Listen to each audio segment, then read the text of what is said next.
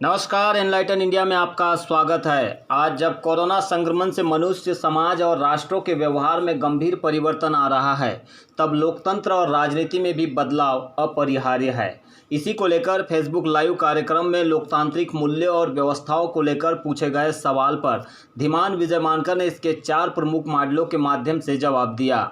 उन्होंने यह भी बताया कि लोकतंत्र की संकल्पना अच्छी हो सकती है, लेकिन इससे पूर्णतः समाधान नहीं मिलता है। उदाहरण के तौर पर लोकतंत्र से असमानता दूर नहीं हो सकती है।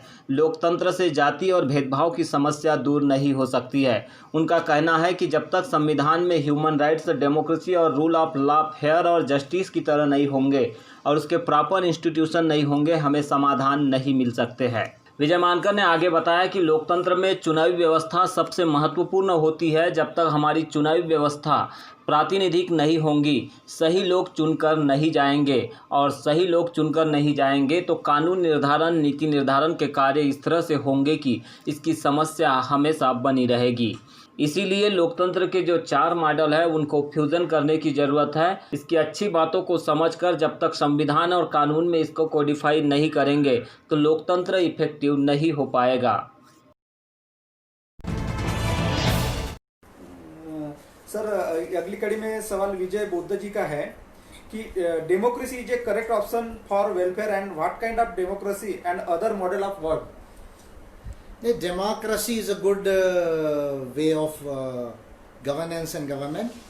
Nobody disputes this in the world now, but democracy itself is not sufficient. Then democracy, there are different models of democracy. You see, there is representative democracy, direct democracy, participatory democracy, and deliberative democracy. That is the first 4 models, major models are there of democracy.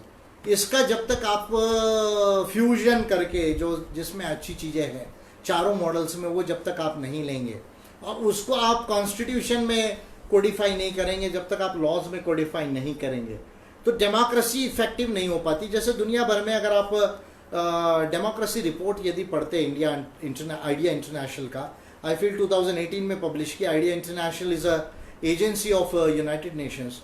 उसमें clearly proof किया गया है कि democracy से inequality दूर नहीं हुई, democracy से कास्ट और जो रेस जैसी जो डिस्क्रिमिनेशन की प्रॉब्लम्स है वो पूरी दूर नहीं हुई। तो डेमोक्रेसी अपने आप में अच्छी है लेकिन पूर्णतः सोल्यूशन नहीं है। इसलिए 3 बातें हरदम कहा जाता है दुनिया में। It is said human rights, democracy, rule of law. यानी ह्यूमन राइट्स होना चाहिए, डेमोक्रेसी होना चाहिए और रूल ऑफ लॉ होना चाहिए, यानी कॉन्स्टिट्यूशन में और आपके बाकी लॉज जो है वो फेयरनेस और जस्टिस पर बेस्ड होना चाहिए और उसके लिए इंस्टीट्यूशंस प्रॉपर होना चाहिए। और डेमोक्रेसी का जहाँ तक आप सवाल है, तो डेमोक्रेसी में इलेक्टोरल सिस्टम बहुत इंपॉर्टेंट है। जब तक आपका इलेक्टोरल सिस्टम नॉन रिप्रेजेंटेटिव होगा तब तक सही लोग चुनकर ही नहीं जाएंगे, और अगर सही लोग चुनकर नहीं जाएंगे तो जो लोग चुनकर जाएंगे वो लॉ मेकिंग और पॉलिसी मेकिंग इस तरह से करेंगे कि जहाँ पर कंस्ट्रेंट हरदम रहेगा। इसलिए आई वुड सजेस्ट कि ये जो 4 मॉडल्स है, direct democracy, representative democracy, participatory democracy and deliberative democracy. These 4 models, whatever is you see good in the 4 models, that fusion we will have to do, first thing. Second thing, that the electoral system will have to be made more representative, a mix of proportional representation system and the first past the post system, along with other you see areas of you see making the electronic voting machine you see more transparent in electoral funding and ceiling on political funding, media regulations and all these things which I have been recommending. Rather, you see, I've given bills to the parliament, 14 bills. Out of the 14 bills, you see 10 bills are to bring you see a proper you see electoral system in India. This we would have to do.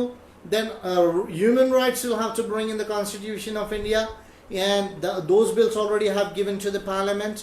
And along with this, the model of contemporary capitalism would have to you see be remodeled to correct the imbalance of premium on capital and less premium on labor.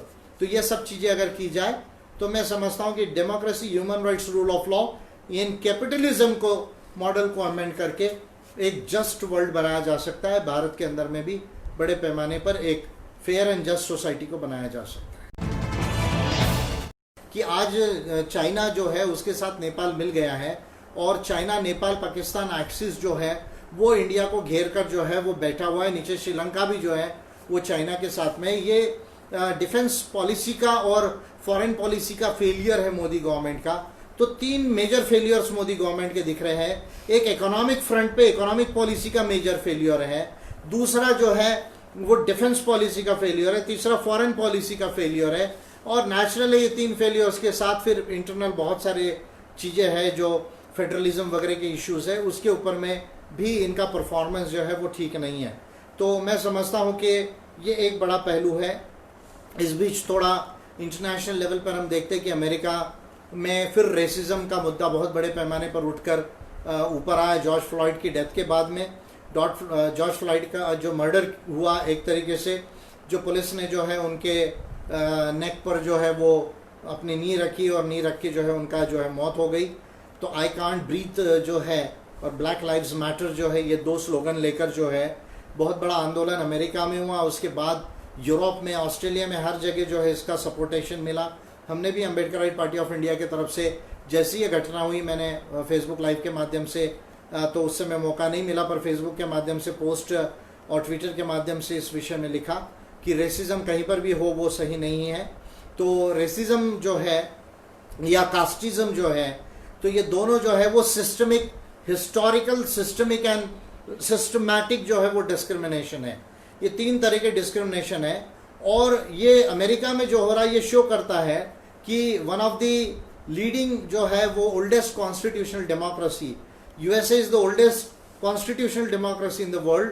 तो वो जो है वो उसमें भी जो racism जैसी जो प्रॉब्लम्स है, इकोनॉमिक इनइक्वालिटी जैसी जो प्रॉब्लम्स है, वो अपने आप में डेमोक्रेसी से, अपने आप में कॉन्स्टिट्यूशन से दूर नहीं होती। ये बात हमको बार बार जो आ रही है। भारत में भी हमने देखा कि कास्ट की जो प्रॉब्लम है वो अकेले डेमोक्रेसी और कॉन्स्टिट्यूशन से दूर नहीं हुई। तो इसके लिए ह्यूमन राइट्स की रेमेडी की ज़रूरत होती है। और मैं समझता हूँ कि जब historical, systemic and systematic discriminations किसी देश में होते हो तो वहाँ पर जो है वो ह्यूमन राइट्स का रेमेडी बहुत ज़्यादा इम्पॉर्टेंट हो जाता है। और इसके साथ में जो कैपिटलिज्म, कंटेम्प्रेरी कैपिटलिज्म का जो मॉडल है, जो कैपिटल को ज़्यादा प्रीमियम देता है लेबर के मुकाबले में, जिनके पास पैसा है उनको ज़्यादा रिटर्न्स मिलता है, उनके मुकाबले में जो मेहनत करते हैं, अपना श्रम जो है एम्प्लॉयमेंट में देते हैं, ये जो कंटेम्प्रेरी कैपिटलिज्म का मॉडल है। कैपिटलिज्म अपने आप में ग्रोथ के लिए बहुत अच्छा है, लेकिन कैपिटलिज्म में जो विषमता जो निर्माण होती है और जो लिमिटेड शेयर होल्डरशिप जो है वो निर्माण होती है, इसको टैकल करने के लिए कैपिटलिज्म के मॉडल को स्वयं जो है वो अमेंड करने की ज़रूरत है। तो डेमोक्रेसी अपने आप में पर्याप्त नहीं, कॉन्स्टिट्यूशन अगर जब तक प्रॉपर अमेंडमेंट्स उसमें ना हो और ह्यूमन राइट्स जब तक ना हो और ह्यूमन राइट्स के सपोर्टिव लॉज और इंस्टीट्यूशंस जब तक निर्माण ना किए जाए, तो डेमोक्रेसी अपने आप में पर्याप्त नहीं है। डेमोक्रेसी में इलेक्टोरल सिस्टम यदि गलत हो तो जो माइनॉरिटी ओपिनियन के लोग हैं या माइनॉरिटी पॉपुलेशन के लोग हैं, उनका रिप्रेजेंटेशन इनफेक्टिव हो जाता है पार्लियामेंट के अंदर में। ये डेमोक्रेसी के अंदर बहुत सारे जो है जो वीकनेसेस है उनके ऊपर में मुझे लगता है कि ध्यान देने की ज़रूरत है। और इस विषय में पूरा रेसिज्म और कास्टिज्म का इशू जो है वो पूरे दुनिया में जो है वो इमर्ज हो रहा है। और यूएस के अंदर में डोमेस्टिक इलेक्शंस भी है ट्रम्प के, और ट्रम्प फिर से जीतना चाह रहे हैं रेशियल पोलराइजेशन कर कर, ये उनकी स्ट्रेटजी है चाइना के अगेंस्ट में। चाइना स्पिन एंड रेशियल जो डिवाइड है उसको करके ट्रम्प इलेक्शन जीतना चाह रहे हैं, ये उनकी स्ट्रेटजी है। और इस बीच में दुनिया के अंदर में इकोनॉमिक क्राइसिस भी बढ़ रहा है। और मैं समझता हूँ कि ये तमाम सिनारियों के अंदर में भारत के अंदर में मोदी सरकार की इकोनॉमिक फेलियर, डिफेंस पॉलिसी का फेलियर और फॉरेन पॉलिसी का फेलियर, ये 3 मेजर फेलियर्स जो है वो स्पष्ट रूप से नज़र आ रहे हैं। और ऐसे समय में अम्बेडकराइट पार्टी ऑफ इंडिया की तरफ से हम लोग जो है ये प्रयास कर रहे हैं कि लोगों को और देश को सही दिशा दिखा सके और इसमें से जो है इजात पा सके।